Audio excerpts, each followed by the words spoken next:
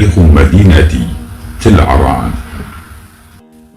هي أكثر البلدات ذات كثافة كردية، وهي تقع في جنوب شرق من مدينة حلب، وتبعد عنها 22 كيلومتر. هنالك أكثر من رواية عن أصل اسم تل عران. رواية تقول إنه اسم النبات يعرف بالعران كانت تنبت في محيط تل عران.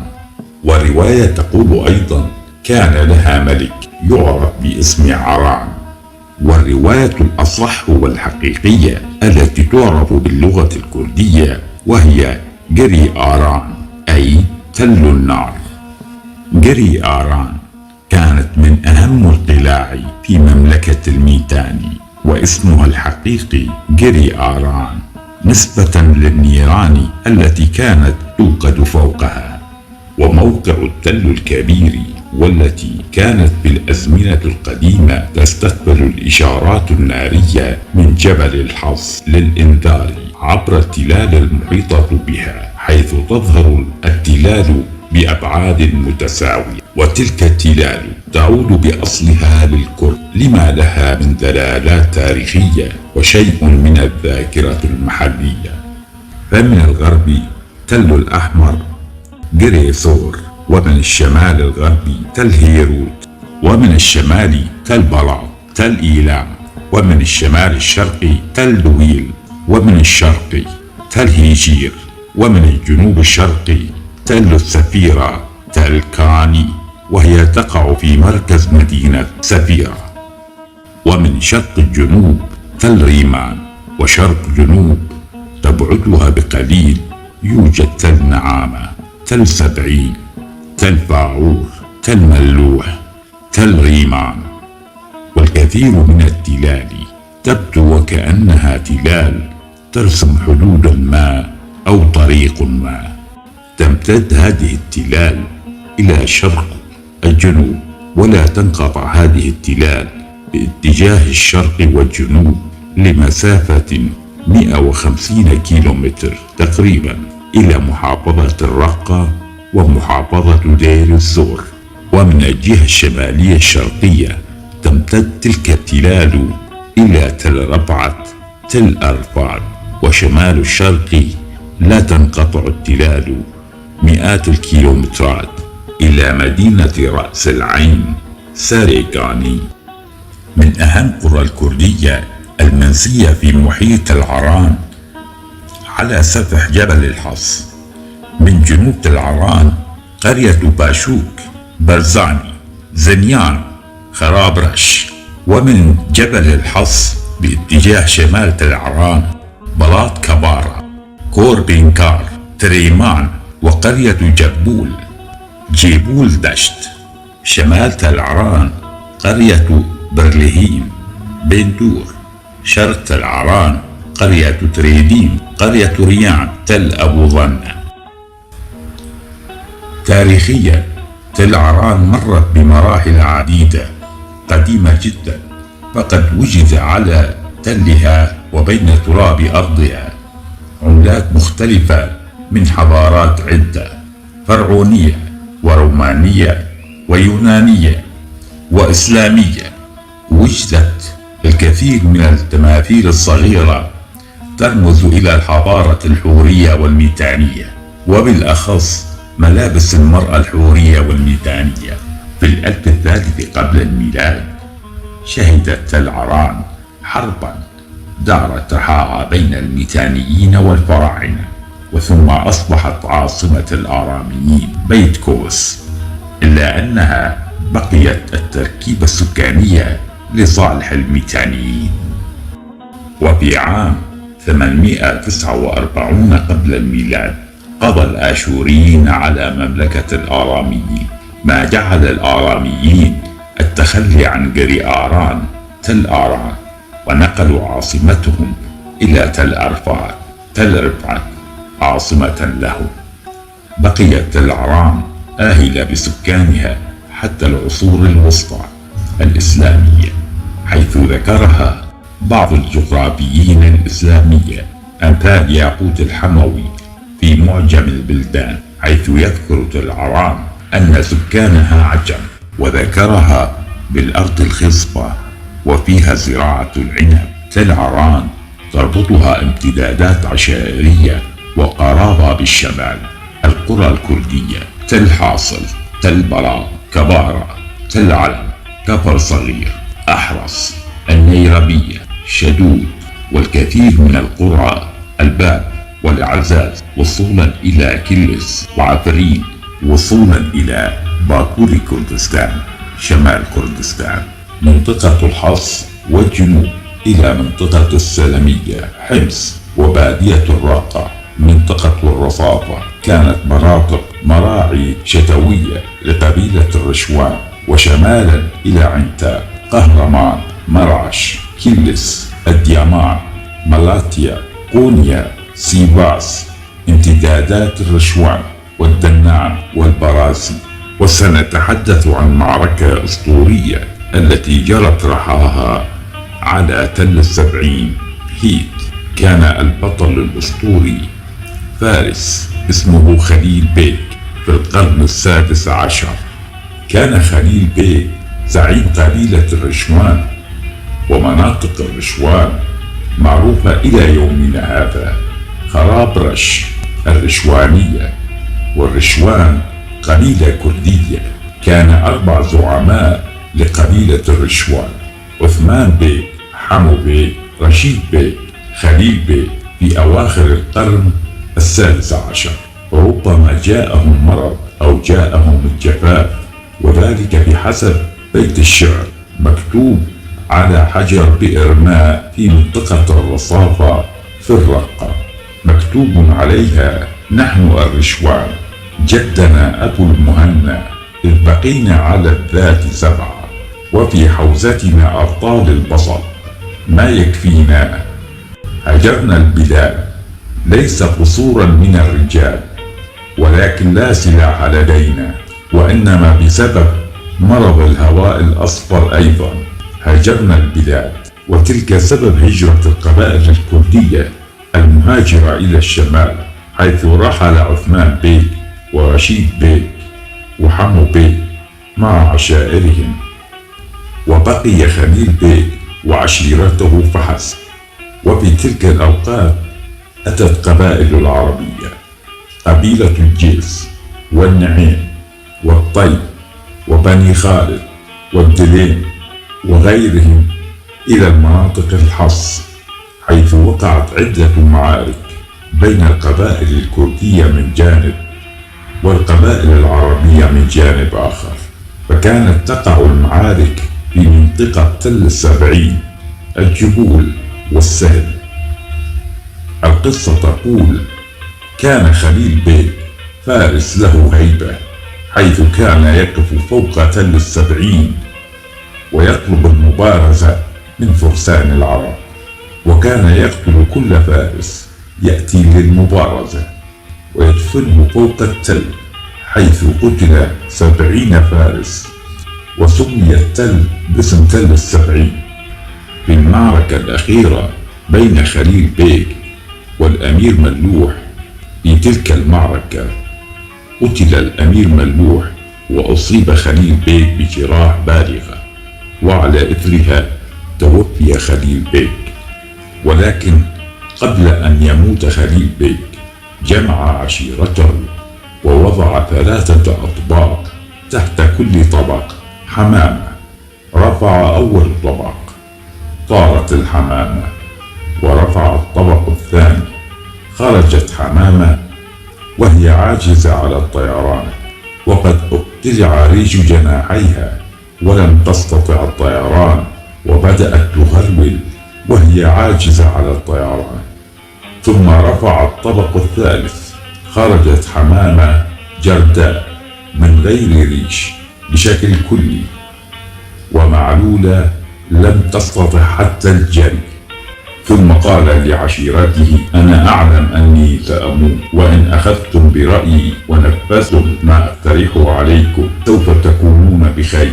إذا رحلتم قبل أن أموت فمصيركم كما مصير أول حمامة، وإذا تأخرتم فمصيركم كما مصير الحمامة الثانية. وإذا أبيتم سوف يكون عاقبتكم كخاتمة الحمامة الثالثة. وأتأمل منكم إذا أنا مت تأخذون جثتي وتثبتونها فوق صهوة حصان والرمح بيدي، وتربطون الحصان فوق تلة 70 حتى يتسنى لكم الوقت للرحيل. وقد نفذت القبيلة كما أمرهم خليل بيك، وبعدها بدأت العشيرة ترحل بالتدريج ولم يبقى إلا القليل. وكان قد توفي خليل بيك رحمه الله. قامت أفراد العشيرة بوضع الجثة فوق حصانه بعد أن تيبس ظهر الميت وتصلبت جثته، وهذه الظاهرة مألوفة لجثث الموتى. وتم وضع روحه بيده وربطوا الحصان فوق تلة 70 ورحل الباقون. وقامت خليل بيك مطلة من على صهوة حصانه فوق التلة لبعض الوقت، والقبائل العربية ترتعد من هول المشهد، لا يجرؤ أحد من الاقتراب. ثم قال أحد العرب من الطرف الآخر، رجل عجوز من قبيلة النعيم، قال: الأمر يدعو للريبة. ثم أني لم أرى خليل بيك يتحرك منذ مدة طويلة، وأرى أن نتيقن من الأمر، وليس من كان حيا أن لا يتحرك. وتكون الوسيلة أن نطلق فرسا عطوف، أي ترغب الحصان الذكر، وحصان خليل بيك ذكر. إذا أطلقنا فرس العاطف ولعلها تثير حصان خليل بيك، فإنها ولا شك سوف تهيج حصان خليل بيك الذكر. وإني على شك أن خليل بيك ما زال على قيد الحياة، ونعلم من أمره وقد أصيب بجراح الأمس. ونتبين باليقين أن خليل بيك الكردي ميت، وأنما هي كانت خدعة لكسب الوقت. وثار ثائرة العرب وجن جنون النعيم العجوز بعد كشف الحقيقة، وأن خليل بيك الكردي ميت، وأنهم كانوا يخافون من جثة الميت. وشعر بالخذلان، وصاح العجوز وباقي شيوخ العرب بصوت عالي على كل من يسمي الرغيف بالخبز كما تسميه العرب أن يبدأ بالهجوم. وقد خاب سعي الغازين للحصول على مكاسب والغنائم، ولم يفلح سعيهم حتى الحصول على خبز الكرد. عشيرة خليل بيك قد رحلت، وبحسب بعض المصادر إن البادية الشامية لم يبقى فيها كردي إلا القليل، وذلك حتى تاريخ أوائل القرن 18. وعادت قبائل الكردية الرشوان والدنان إلى البادية الشامية، وكان الرشوان والدنان سكان حلب في الشتاء، وسكان ريف حلب في الصيف. وعند عودة الرشوان إلى البادية كان زعيم الرشوان حسن غزالة. سكن الرشوان شرق حلب قرية ريان، وقد دعا شيوخ ووجهاء وزعماء القبائل العربية من بادية الشام والعراق إلى بيته، وقد أقام في بناء بيوت الشعر الكبرى. وكان عدد شيوخ العرب والزعماء العربية 60 شيخا وزعيم. بعد واجب الضيافة تساءل حسن بيك ابن غزالة وقال: ها قد عدنا من جديد إلى البادية، فما قول الحضور من شيوخ العرب؟ هل سوف نشهد الغزو والنهب كما في السابق؟ حبذا التوضيح والقول الصريح. فكان الجواب من شيوخ وزعماء العرب: لا والله، نحن لسنا للغزو بعد يومنا هذا، وليس بنيتنا الحرب بعد الآن. ونهض كل شيخ يهز رمحه أمام بيت حسن غزالة، معبرين بذلك عن تحالف بين العرب والكرد، وأن وحدة السيف هو خيارنا، ورماحنا في بيتك هي علامة حلفنا. وعادت عشائر الكردية إلى المنطقة، وبعد وفاة حسن بيك ابن غزالة كان ابنه بشار آغا ابن حسن غزالة الرشواني شيخ القبيلة. كانوا في الشتاء في قاضي عسكر في حلب، وفي الصيف في قرية ريان وعين صابور وبندور وكوب بنكار أطراف تل عرن. شيوخ الرشوان والدنان في السنين الأولى من القرن الثامن عشر تقريبا كانوا بشار آغا ابن حسن غزالة وخليل خورتو زعيم الدنان. تفيد مصادر الخبر من الذاكرة المحلية حيث اقترب رعيان الكرد من نهر كان يجري في شرق تل عران، وكان في حينها سكان تل عران من مستوطنين العرب من قبيلة الدليم. عند اقتراب رعيان الكرد من تل عرن لسقي أغنامهم من نهر تل عرن منعهم عرب الدليم وقاموا بضرب رعيان الكرد. وصل الخبر إلى مسامع بشار آغا زعيم الرشوان وخليل خورتو زعيم الدنان، وكانت الفزعة بردة الفعل والهجوم على الدليم في تل عرن. وكان القتلى في أرض المعركة 18 فردا من الدليم العساسنة. وسيطر الرشوان والدنان على تل عرن واستقر بهم الحال إلى يومنا هذا. وفي عهود الدولة العثمانية كان آغا تل عرن هو بشار آغا، وتجمع الكرد من جديد. وكان قد وزع بشار آغا الأراضي على الكرد ومن أفراد قبيلته آل غزالة.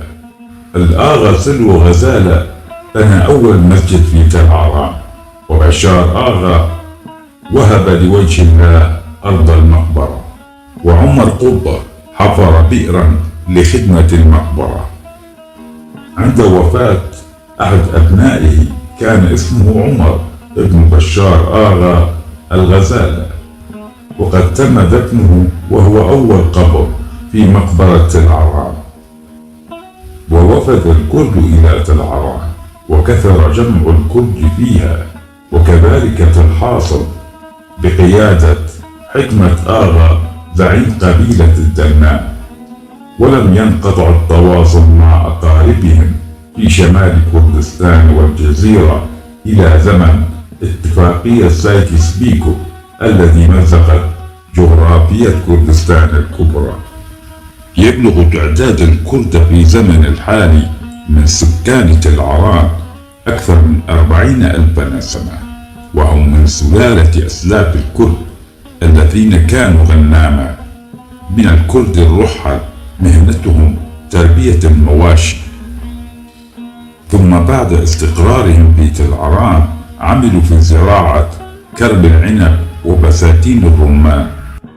وكانت في السابق تشتهر تل عرن بمحاصيل العنب والرمان إلى القرن العشرين، ولكن أصابت المنطقة جفاف عام، وقد جفت عيون الماء ونقصت الماء فيها وتقلصت مساحات الزراعة. وبدأت الزراعة الحديثة كزراعة الورود والخضار في مساحات ضيقة. ثم في أواخر القرن العشرين اكتسبوا المهن في مجالات عدة، ومنها حرفة الديكورات بالجبس، وقد أبدعوا فيها وبات عليهم الطلب في مهنتهم مرغوب فيها في حلب وصولا إلى دمشق ولبنان، ومن ثم إلى الخليج وأفريقيا. وكانوا الرواد في مجال الفنون الحرفية كأخوتهم الكرد في بعض دول العالم، يطوعون الصعاب ويتغلبون على المستحيل. ثم في أواخر التسعينات وصلت إلينا قنوات المياه إلى المنطقة، وقد أعادت الزراعة بعض الشيء، والتعليم كان لا بأس به. وبطبيعة الحال يوجد معلمون ومهندسون وأطباء ومحامون، وبشكل لافت وملموس التعليم هو الأفضل في تل عرن. والآن هي أصبحت ناحية ومركز تجاري مهم في المنطقة، أهم من منطقة السفيرة. وعلى مستوى سوق الخضار الكبير البندورة الطماطم من تل عران مشهورة وتنال رضا الجميع. ولا ننسى تل عران في أحداث سوريا المأساوية، وهي دفعت ثمنا غاليا كونها غنية وسكانها من الكرد، وموقعها استراتيجي جدا وتقع على مفترق الطرق، وهي كذلك على طريق السفيرة وعلى طريق معامل الدفاع وشرق مطار النيرة، وتبعد 6 كيلومتر فقط. وتبعد تل عران عن طريق الرقة باتجاه الشمال 4 كيلومتر، وتحيط بها معامل الجرارات ومعامل الكابلات ومعامل البطاريات وصوامع تل بلاط والمطاحن. ودارت كثير من المعارك في تل عران ومحيطها. وفي عام 2013 جمع الإرهابيون بكل أشكاله على تل عران وتل حاصل للسيطرة عليها ونهبها. وكان المرتزقة يسمون تل عران بالتل الذهبي لما شاهدوه من بيوت وأسواق ومركزها التجاري. ولكن أهل تل عران وتل حاصل قاوموا إلى آخر رمق، وقدموا الشهداء دفاعا عن تل عران وتل حاصل. وفي النهاية سقطت تل عران وتل حاصل بسبب نقص العتاد والعدة، واحتلت تل عران وتل حاصل، وحصلت مجزرة بحق أبنائها الكرد، وهاجر أهلها ل5 أشهر، وبقيت تل عران تحت الاحتلال من قبل المرتزقة إلى بدايات 2014، إلى أن جاء جيش الدولة السورية وهرب المرتزقة من تل عران وتل حاصل، وعاد سكانها بعد التحرير. وبدأ المغتربون من شباب تل عران بإرسال المعونة إلى أهاليهم من أجل إعادة الأعمار من جديد. العشائر والعوائل الكردية في تل عران وتل حاصل القرى الكردية الصغيرة المحيطة بها. أغلب الكرد في منطقة السفيرة، عشائر الرشوان وعشائر الدنان، وبعض العوائل من الكيتكان والقزرباش. عشائر وعوائل الكردية في مدينة تل عران: قبيلة الرشوان، آل بشار آغا، آل سلو، آل أوسو، آل كنكون، آل كني، آل مراد، آل سلو مردي، آل سكني، آل جابرش، آل كوزة، آل رشيدو، آل دودان، آل وسو. قبيلة الدنان في تل عران: آل حجي، آل عطو، آل حمجية، آل خورتو، آل غريبو، آل كزا، آل حج يوسف، آل حوى، آل مزاريا، آل موشي، آل كورات، آل عردو. قبيلة كيتكان: آل هندو، آل علي بابا، آل هندو. قبيلة البسكي: آل كربوزو، آل إرخب، آل أبو تل. وآل بوضان من عشائر التركمان. آل جركس من عشائر الكأزلباش. ويوجد نسبة قليلة من تجمعات العربية من عشائر البقارة والصعب والهنادي. عشائر وعائلات الكردية في تل حاصل: قبيلة الدنان في بلدة تل حاصل، آل حمكة آغا وآل خالوصي، آل كالو، آل إنجال، آل طربوش، وآل سرقولي، آل حجي، آل عباس، آل رحيمو، آل بلوك. قرى تل عران: عشائر وعوائل الكردية في قرى تل بلاط. آل جعفر عشيرة الرشوان، آل شاهين عشيرة الدنان، آل كورات عشيرة الدنان. عشائر وعوائل الكردية في قرية كبارة: آل حمو عشيرة دنان، آل شاهين عشيرة الدنان، آل باجيكو عشيرة الرشوان. عشائر وعائلات الكردية لقرية تل علم: آل إبراهيم خليل عشيرة الدنان، آل شاهين عشيرة الدنان، آل إبش عشيرة الدنان. أعمال تل عرن الحالية أراضيها خصبة وتشتهر بزراعة الخضروات وهي الرائدة فيها، وزراعة القمح ودوار الشمس والفول والذرة. ويوجد طاقة شبابية جيدة من كل الحرف ومن المثقفين أيضا. لغة تل عران كردية كرمانجية، لهجة جزيرة بوطان الفصحى. رغم الكثير من الكلمات العربية في حديثهم، إلا أن كلماتهم الكردية الكرمانجية أصيلة وذات جذور عميقة. وبطبيعة الحال وبحكم الواقع يتحدث الكرد اللغة الكردية وكذلك اللغة العربية. الديانة مسلمون على مذهب الحنفي ومذهب الشافعي. الخدمات العامة: يوجد مدارس ابتدائية وإعدادية إلى صف 11. يوجد مستوصف ومستشفى خاص، ويوجد بلدية. يوجد ناحية والنفوس، وتتبعها عدة قرى وبلدات، ومنها تل حاصل، تل بلاط، كبار، تل علم، تريدم، القروطية، تل عابور، تركان، تل شغب. وكل شيء متوفر من الأسواق والمحلات التجارية، ومنها سوق الخضار المركزي والمعروف بسوق الهال. وبالطبع يوجد سوق الملابس ومحلات الصياغة. يوجد سوق الأدوات المنزلية والمفروشات وكل ما يلزم للوازم البيت.